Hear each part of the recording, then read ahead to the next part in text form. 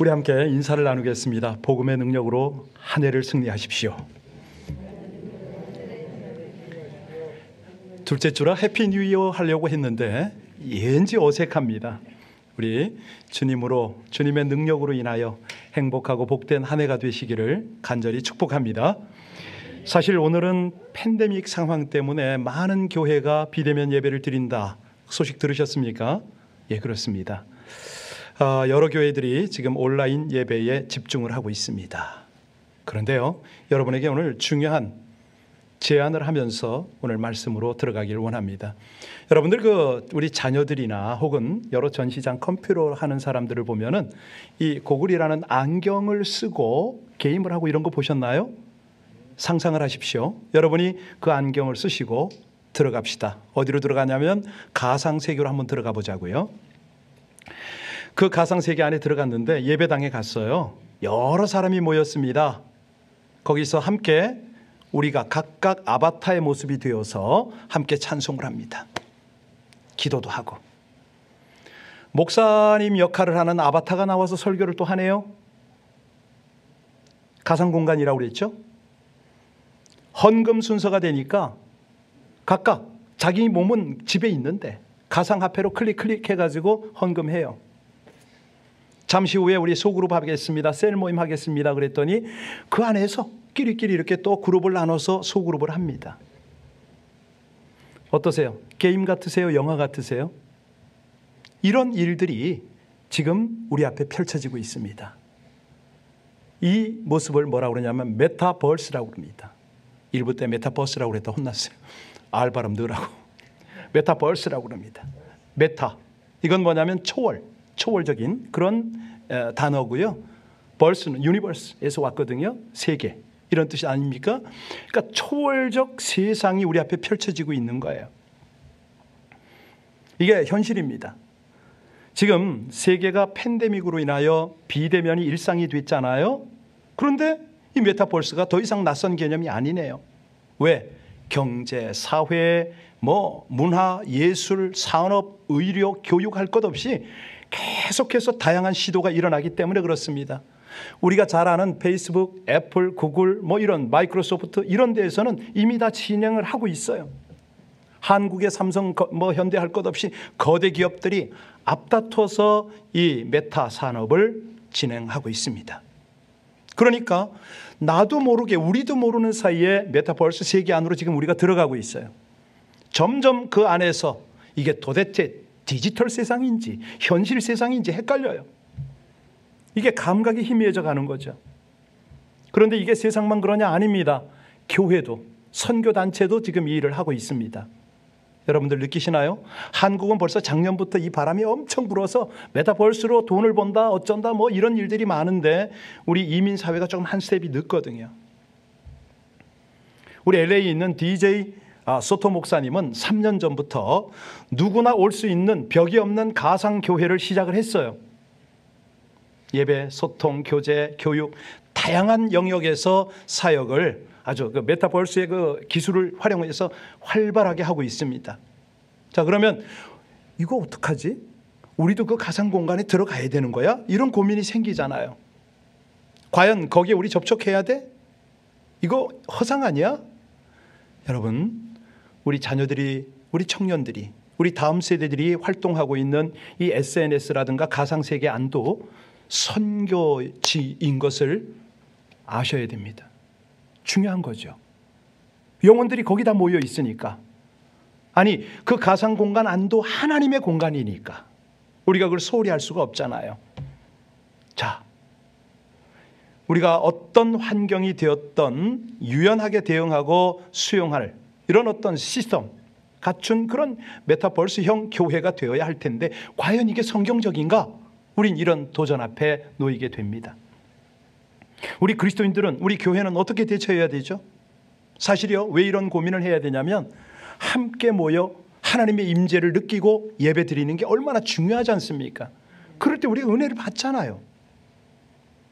같이 성도들끼리 몸을 부딪히고 대화를 하면서 갈등도 있겠지만 그 친교를 통해서 우리가 서로 영적으로 성장을 하고 있지 않습니까?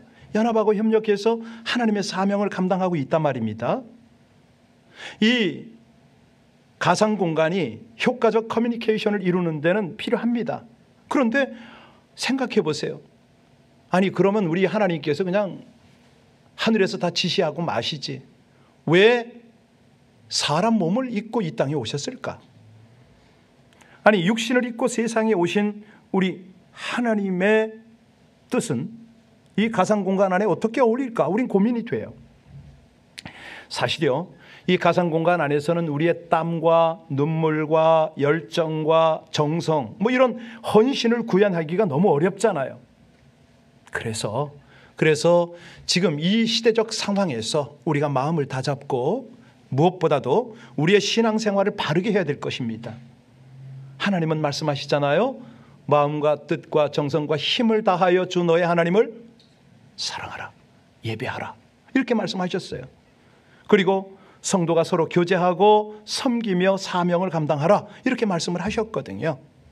그래서 이럴 때일수록 우리 예수 믿는 사람들은 자신의 내면, 자신의 영혼에 아주 선명한 그런 복음의 능력을 가져야 할 줄로 믿습니다.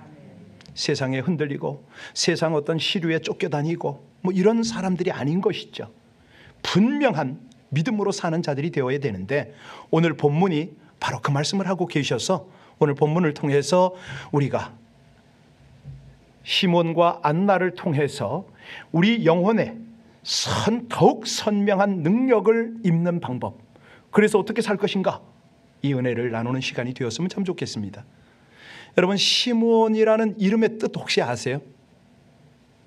하나님께서 들으셨다, 이런 이름의 뜻이 있습니다. 자, 오늘 이 본문의 현실을 조금 설명하고 들어가야 되는데요, 너무나 가혹한 현실 속에 메시아 탄생을 기다리는 두 노인이 등장을 하잖아요. 할아버지는 시므온, 할머니는 안나. 두 분의 나이는 다 같이 많습니다. 그런데 이분들이 나이에 걸맞도록 높은 신앙적 차원으로 살아가고요, 영적인 역사적인 안목을 가졌어요. 자, 25절 말씀 같이 읽고 본문 속으로 들어갑니다. 25절입니다. 예루살렘에 시몬이라 하는 사람이 있으니 이 사람은 의롭고 경건하여 이스라엘의 위로를 기다리는 자라. 성령이 그 위에 계시더라.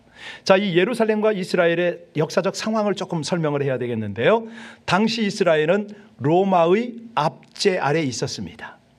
피폐해질 대로 피폐해진 거죠.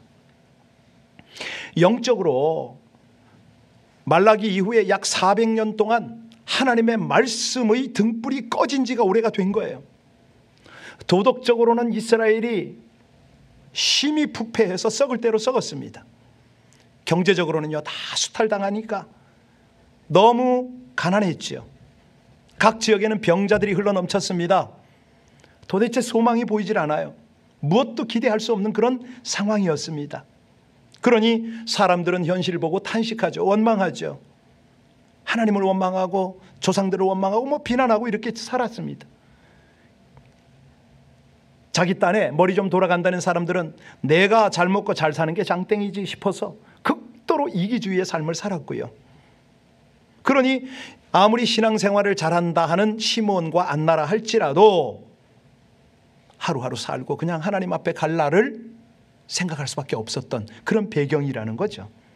그런데 이 두 분은 절망하거나 포기하지 않았습니다. 희망 가지고 기다렸어요. 어떤 희망이었죠? 이스라엘을 위로해 줄 분, 우리를 구원해 줄 분, 간절히 기다리는 그 희망이었죠. 언젠가 하나님의 약속이 이루어질 거라고. 여러분, 이게요, 오늘날 꼭 필요한 소망인 건지 아셨죠? 왜냐하면 지금처럼 사회적으로, 국가적으로, 세계적으로 어느 한 곳 예외 없이 팬데믹 상황 때문에 우리 모두가 지금 기다리잖아요. 언제나 이게 멈출 건가? 언제나 이게 정상적으로 회복이 될 것인가? 과연 이 문제를 해결해 줄 수 있는 그런 어떤 힘과 능력은 없는가? 그런 사람은 없는가? 잘 먹는 사람, 잘 사는 사람, 못 사는 사람, 못 먹는 사람, 인기 누리는 사람, 인정받지 못하는 사람, 각각 나름대로 다 힘들게 살아가는 것이 현실입니다. 자, 그러면 여기서 오늘의 대답을 여러분께서 마음에 깨달음을 얻게 하기 위해서 질문하겠습니다. 사람들이요, 외롭거나 두렵거나 미래가 보이지 않을 때, 힘들 때 어떻게 합니까? 대부분 누군가 날 좀 알아줘, 나 아픈 거 좀 위로해줘, 정말로 나의 힘이 되어줘. 의지하잖아요. 찾잖아요. 도움을 구하잖아요. 안 되면요, 친구를, 또 혹은 약물에, 술에 이런 힘들을 빌립니다.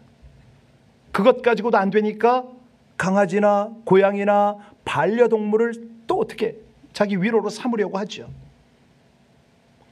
혹은요, SNS 가상공간, 방금 말씀드렸던 메타버스를 통해서 자기가 원하는 세상에 몰입을 합니다. 그래도 안 되면요, 그냥 세상 원망하고 파괴하고 자기 삶을 자학하고 포기하죠. 자, 그러면 오늘 이 본문은 과연 이런 상황 속에 답을 줄 수 있느냐? 21절로 24절을 보겠습니다. 21절로 24절, 오늘 도입 부분 말씀을 같이 읽습니다. 할례할 8일이 되매 그 이름을 예수라 하니 곧 잉태하기 전에 천사가 일컫는 바로라. 모세의 법대로 정결 예식의 날이 참에 아기를 데리고 예루살렘에 올라가니 이는 주의 율법에 쓴 바 첫 해 처음 난 남자마다 주의 거룩한 자라 하리라 한 대로 아기를 죽게 드리고, 또 주의 율법에 말씀하신 대로 산비둘기 한 쌍이나 혹은 어린 집부들기 둘로 제사하러 함이더라. 어떤 장면이죠? 아기 예수께서 할례 받으러 가는 장면이죠. 질문합니다. 예수께서 할례를 받을 필요가 있을까요, 없을까요? 네. 지금 우리 예수님은 사실은 율법을 지키실 필요가 없으신 하나님의 아들이지 않습니까? 그런데 지금 이 모든 율례를 따라가십니다. 왜요? 앞으로 세상 죄를 다 담당하시고 고통을 당하시기 위해서. 다시 말하면 사람이 정한 법이지만 이 사랑의 마음으로 정결 의식을 행한 겁니다. 자, 왜 그랬느냐? 이분이 모든 문제들을, 모든 아픔, 죄, 우리들의 미래 다 해결할 수 있는 분이기 때문에 그렇습니다. 여러분, 하나님이 우리를 지으셨습니다. 우리의 구원자가 되십니다. 믿으십니까?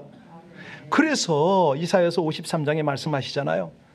슬픔과 질고와 허물을 짊어지셨다. 그분이 그걸 짊어지러 오셨다. 십자가에서 상한 갈대 꺾지 아니하시고 꺼져가는 심지를 끄지 아니하시기를 심판하여 이길 때까지 하시려고 그분이 육신을 입고 오신 거죠. 그래서 그 일을 과연 하셨습니까? 하셨죠. 예수님은요, 5번씩이나 남자들에게 이혼당하고 세상에서 버림받은 사마리아 여인을 수가성 우물까지 찾아가서 만나고 위로하고 그를 구원하셨잖아요. 사람들에게 미움받고 있어서 예수님을 보고 싶어도, 소문 들어서 만나고 싶어도 군중 속에 낄 수가 없으니까 뽕나무 위에 몰래 올라가서 쳐다보던 이 세리 삭개오를 부르시잖아요. 삭개오야. 그 마음을 만져주시잖아요. 그 집을 찾아가요. 삭개오야, 속히 내려와라. 오늘 내가 너희 집에 유하여야겠다. 그 마음속으로 들어가시잖아요. 혈루증이라는 부정한 병을 12년간이나 앓던 여인을 우리 주님께서 고치시잖아요. 옷자락을 만지는데 능력이 빠져나가게 하셔서 그 여인을 온전케 하시잖아요. 간음하다가 현장에서 적발돼서 끌려온 여인, 잠시 후면 그냥 돌팔매에 맞아서 죽게 된 그 여인을 어떡합니까? 정죄치 않으세요. 군중들 다 흩어지게 하세요. 새 삶을 출발하게 하셨어요. 밤이 맞도록 그렇게 물 안에서 수고했지만은 빈 그물만 건져가지고 씻고 있던 베드로를 찾아가셨어요. 그물이 찢어질 정도로 고기를 많이 잡게 해주시잖아요. 그뿐만 아니라 그 피곤한 인생을 위로하시고 삶의 목적, 방향을 알게 하시잖아요. 여러분, 우리 예수님을 만나기만 하면 어떤 인생도 위로받고 회복되고 사명을 받게 됨을 믿으시기 바랍니다. 우리가 이렇게 힘들고 어려울 때 과연 그러면 우리는 뭔 소망을 해야 되나? 누구를 찾아야 되나? 사실 우리가 믿음으로 살아야 되는데 그분을 내가 만나야 되는데 우리 안에는 이 믿음들이 희미할 때가 참 많습니다. 여러분, 다시 질문하겠습니다. 믿음이란 뭐죠? 믿음이란 오늘 설교 제목입니다. 보이지 않는 것을 선명하게 보는 것이 믿음이잖아요. 아니, 보이는 것을 누가 믿습니까? 그건 믿음이 아니죠. 우리가 메타버스 같은 이런 어떤 가상 상황 속에 살아가는 것 아니거든요. 그래서 우린 믿음으로 살아야 되는데, 아니, 가상세계보다 더 확실한 하나님의 세상에서 우리가 살아야 되는데 그 살아가는 방법이 믿음이라는 거죠. 내가 앞서지 않고 믿고 기도하고, 그러면 반드시 주님은 나를 만나주시고 치유하시고 회복하셔서 우리를 다시 한번 일으키는, 그게 바로 예배잖아요. 믿음의 예배잖아요. 여러분, 우리 하나님을 소망할 때에 지금은 보이지 않지만 아주 거대한 밀물로 은혜를 부으실 줄을 믿으시기 바랍니다. 우리가 믿음으로 소망하면요, 더 선명한 하나님의 은혜를 우리는 누릴 수밖에 없습니다. 그러니 인간적인 방법으로 문제를 해결하려고 하지 말라는 겁니다. 사람의 인정, 사람의 위로를 구하지 말라는 거죠. 인간의 능력, 그거 의지하지 말라는 겁니다. 오늘 시몬과 안나는 예수님을 만납니다. 극적인 체험을 하는 거죠. 이 예수님이 그들을 만났을 때 그들의 인생이 어땠을까요? 그 노년까지의 모든 수고가 눈 녹듯 사라지지 않았겠습니까? 얼마나 가슴 벅찼을까요? 얼마나 기뻤을까요? 자, 그러면 이들이 주의 능력을 선명하게 경험할 수 있는 비결이 뭐냐? 25절에 답이 있습니다. 아까 우리 한번 읽었는데 이번에는 집중해서 읽겠습니다. 25절이요. 예루살렘에 시몬이라는 사람이 있으니 이 사람은 의롭고 경건하여 이스라엘의 위로를 기다리는 자라. 성령이 시몬이 살아가는 방법은 로마의 시류에 휩쓸리지 않았습니다. 이스라엘의 그 처참한 현실에 거기에 짓눌리지도 않았습니다. 시대와 타협하지 않은 거죠. 풍조를 따르지 않은 거죠. 어떤 삶을 살았다고요? 의롭고 경건했다. 디바우트라고 그러죠. 경건. 그러니까 독실한 삶을 살았다는 겁니다. 그러니까 늘 주의 성령께서 함께 하실 수밖에 없었던 거죠. 아니, 주님의 위로와 축복이 임할 수 있을 수밖에 없는 거예요. 한마디로 그릇이 준비가 된 겁니다. 이게 이 주의 그 능력을 경험할 수 있는 비결 중에 하나거든요. 디모데후서 2장 20절로 21절에 보면 그릇이 나오잖아요. 기억하십니까? 금그릇, 은그릇, 나무그릇, 질그릇, 귀 쓰는 그릇, 천이 쓰는 그릇. 그런데 이 그릇을 왜 열거를 했죠? 그릇 안에 담기 위해서 깨끗한 그릇이어야 한다. 이걸 예를 들은 거 아닙니까? 우리가요, 세월 살다 보니 그릇에 이가 빠질 수가 있습니다. 나이 들고 병 들고 연약해져서 이가 빠지고 금이 갈 수도 있겠지요. 그런데 이런 그릇 저런 그릇 모든 그릇을 사용하실 수 있는 분은 우리 하나님이시잖아요. 관건은 뭐죠? 준비가 되는 겁니다. 그릇이 깨끗하게 되는 거죠. 깨끗하기만 하면 됩니다. 시몬이 그렇게 의롭고 경건한 삶을 관리했더니, 깨끗했더니 그에게 뭐가 계시더라? 그렇죠. 성령께서 계시더라. 성령께서. 26절도 보겠습니다. 같이 읽습니다. 그가 주의 그리스도를 보기 전에는 죽지 아니하리라는 성령의 음성을 듣습니다. 성령의 이끌림을 받습니다. 여러분, 이러한 삶이 2022년에 펼쳐지시기를 주의 이름으로 축원합니다. 성령께서 항상 함께 하시고 성령께서 말씀하시고 이끌어 주시는 거예요. 그런데 이것을 위해서는 우리의 궁극적 삶의 자세를 한번 살펴야 됩니다. 여러분을 궁극적으로 끌어가는 그런 힘은 뭡니까? 그런 능력은 뭐죠? 어떤 사람은 자아, 곧 에고라고 그러잖아요. 자기가 자기를 끌어가는 겁니다. 어떤 사람은 자녀에게 끌려가는 사람이 있고, 어떤 사람은 주변 관계에 끌려가는 사람, 어떤 사람은요 경제에, 돈에 끌려가는 사람이 있고, 뭐 이런 여러 가지 인생이 있는데 그렇게 살다 보면 그 결과는 뭐죠? 심판입니다. 사망입니다. 그런데요, 성령께 이끌림을 받으면 그 결론이 뭐죠? 생명이잖아요. 은혜잖아요. 능력이잖아요. 27절 보실까요? 27절 같이 봉독합니다. 성령의 감동으로 성전에 들어가매 마침 부모가 율법의 관례대로 행하고자 하여 그 아기 예수를 데리고 오는지라. 기가 막힌 거죠.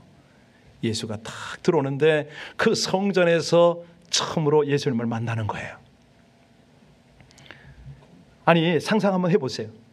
솔직한 얘기로 아무리 시몬이 성령의 이끌림을 받는다고 해도 예수를, 아기를 그리스도로 어떻게 깨달을까요? 어떻게 볼 수 있을까요? 우리 하나님께서는요, 힘들고 어려워도 경건하고 의롭게 살려고 애쓰는 자에게는요, 성령으로 이끄시는데 영안을 여시는 거예요. 영적 안목을 열어주시는 거예요. 여러분, 우리가요, 자기 삶이 자꾸 꼬여요. 안 풀려요.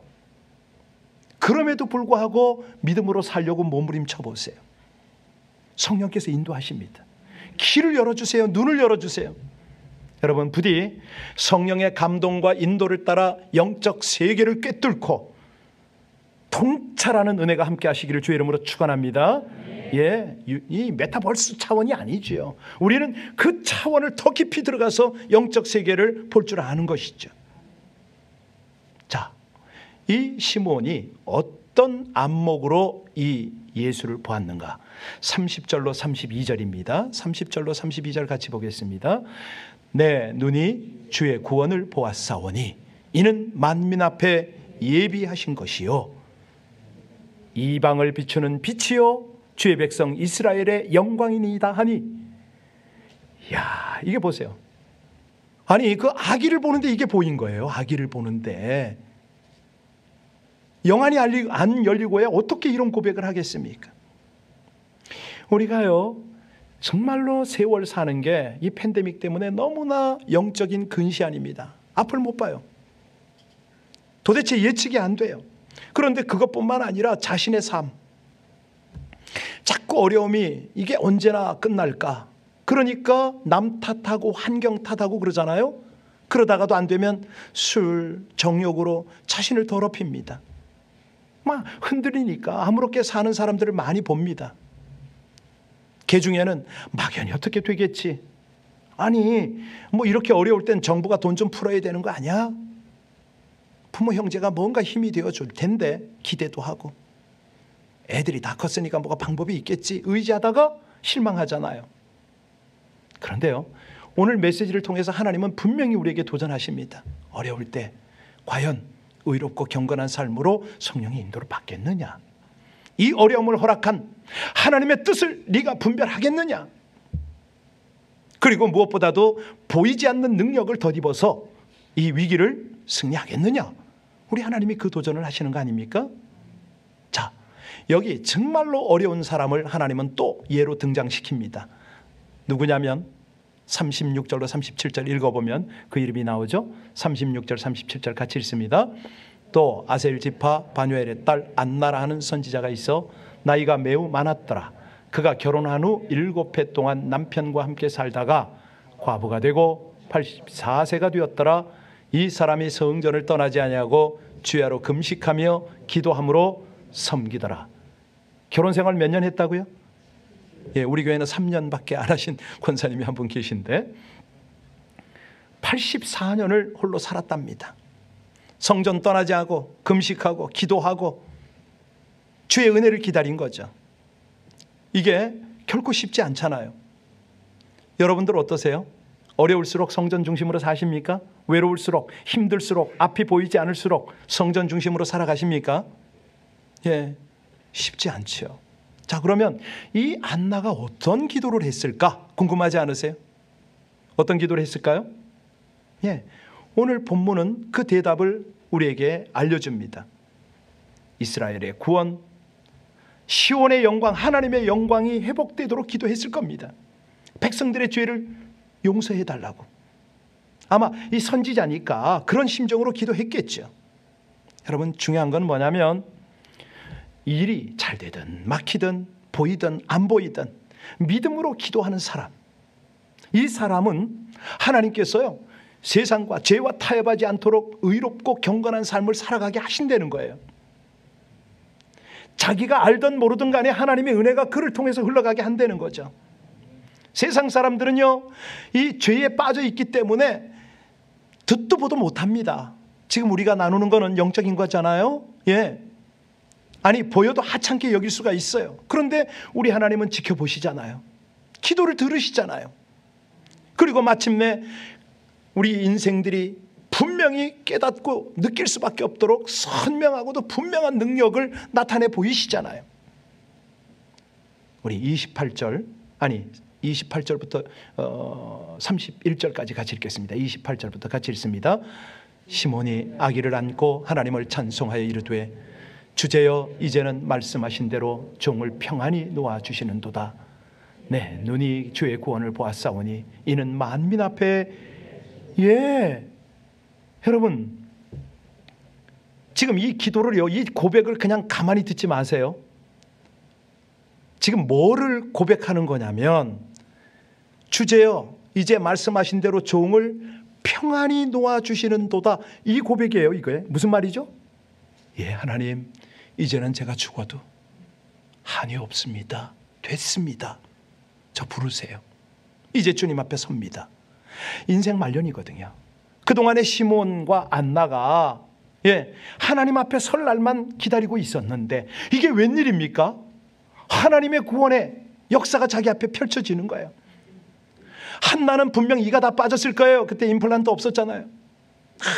그냥 잇몸만 가진 할머니가 자기 눈앞에 펼쳐진 이 선명한 하나님의 능력 앞에 감사하는 거죠. 그 감사의 고백이 38절 아닙니까? 38절 같이 봉독합니다. 38절입니다. 같이 읽습니다. 마침 이때에 나와서 하나님께 감사하고 예루살렘의 속량을 바라는 모든 사람에게 그에 대하여 그렇죠. 바로 이겁니다. 안나는 시몬은 외쳤을 겁니다. 벅찬 감격. 이제는 여한이 없는 그런 어떤 소원이 다 이루어진 그 기도응답이 다 이루어진 그 상황에서 마음과 힘을 다해서 외치지 않았겠습니까? 여기 그리스도가 탄생했다고, 하나님의 아들이 메시아가 이 땅에 오셨다고 선포했겠죠. 여러분 이거보다 더 선명한 하나님의 능력이 어디 있습니까? 확실하잖아요. 그 영혼 속에서 나타나고 있고 실체로 나타나고 있고. 그런데 지금 우리가 아멘도 하고 깨닫기도 하고 도전도 되기도 하고 그럴 텐데 2022년 새해 지금 둘째 주입니다. 근데 눈앞의 상황은 여전히 팬데믹이에요. 얘기를 들어보면 이 정보들이 홍수같이 밀려옵니다. 첨단 과학과 통신으로 세상을 급변합니다. 우리 권사님들한테 스마트폰 꼭 해야 됩니다 막 알려드리고 그럴 때 이거 꼭 해야 된다고, 해야 되냐고, 귀찮다고, 번거롭다고. 그것이 엊그저께 같은데 지금 이제 우리는 바야흐로 메타버스 세계로 쑥 들어가고 있어요. 지금 알든 모르든 간에 수많은 유혹과 도전들이 다가온다는 그 말입니다. 무슨 유혹이요? 세상의 시선과 마음을 뺏길 수밖에 없도록 그렇게 환경들이 우리를 몰아간다는 거죠. 왜? 목표는 영적인 안목을 어둡게 해야 되니까. 우리의 신앙을 완전히 그냥 떨어뜨려야 되니까. 우리가요 이 세상에 이 메타버스가 됐던 뭐가 됐던 이런 곳에 더 이상 시선과 마음을 빼앗겨서는 안 됩니다. 왜? 영적인 안목이 어두워지니까. 아니 그 속에 우리가 살더라도 분명하게 알아야 될 것은 하나님은 당신의 경건한 사람들을 통해서 그 뜻을 이루어감을 믿습니다. 보이지 않는 능력이죠. 넘치는 복음의 능력이죠. 사랑의 능력이죠.